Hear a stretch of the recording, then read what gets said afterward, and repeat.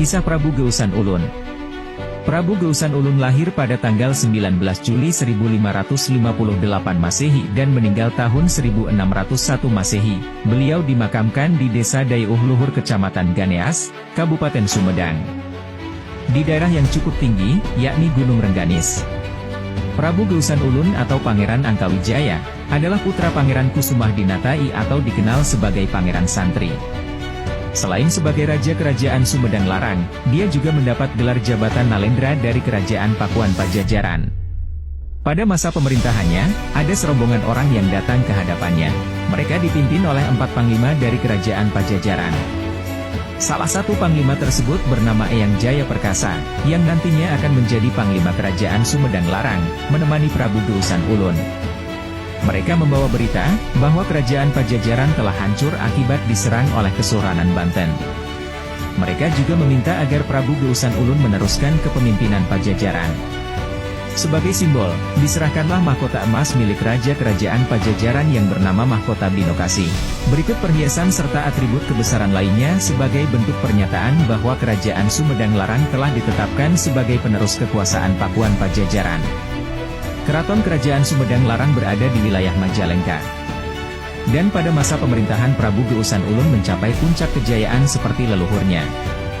Luas wilayah kekuasaannya mencakup hampir seluruh Jawa Barat, rakyatnya makmur sejahtera, dan kekuatan pasukannya cukup disegani.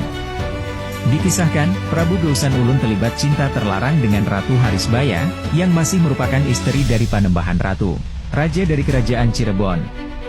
Prabu Geusan Ulun pun sebenarnya sudah memiliki istri pada saat itu, tetapi hasrat cinta terhadap Ratu Harisbaya sudah tidak dapat dibendung lagi. Usut punya usut, ternyata cinta Prabu Geusan Ulun dengan Ratu Harisbaya ialah cinta lama yang bersemi kembali. Singkat cerita, rasa cinta yang semakin memuncak dan tidak dapat tertahan lagi, membuat Prabu Geusan Ulun nekat membawa lari Ratu Harisbaya, yang mengakibatkan maraknya Panembahan Ratu, yang masih berstatus suami sahnya. Pengejaran pun dilakukan oleh para prajurit Kerajaan Cirebon, hingga akhirnya Eyang Jaya Perkasa yang telah menjadi Panglima Kerajaan Sumedang Larang, berusaha menghalau dengan maksud untuk melerai perselisihan ini. Tetapi kemarahan yang sudah memuncak, sulit diredam lagi. Hubungan antara dua kerajaan ini menjadi retak. Kerajaan Cirebon tidak terima dengan apa yang telah dilakukan oleh Raja dari Kerajaan Sumedang Larang. Panembahan Ratu memberikan talak, menceraikan Ratu Harisbaya, dan menyatakan perang kepada Kerajaan Sumedang Larang. Pergisikan semakin memanas, dan peperangan sudah tidak dapat dihindari lagi. Untuk menghindari peperangan lebih lanjut, akhirnya Prabu Geusan Ulun memilih pergi. Beliau memilih lokasi Dayeuh Luhur Gunung Rengganis, untuk mendirikan pemukiman, dan menetap di sana. Prabu Geusan Ulun membagi kekuasaan Kerajaan Sumedang kepada kedua anaknya, yaitu dari keturunan Nyai Gendeng, dan keturunannya dari Ratu Harisbaya. Di tempat itulah Prabu Geusan Ulun menghabiskan waktunya hingga tutup usia, dan dimakamkan di sana. Sampai saat ini, makam Prabu Geusan Ulun tidak pernah sepi didatangi para peziarah untuk selalu mendoakan beliau.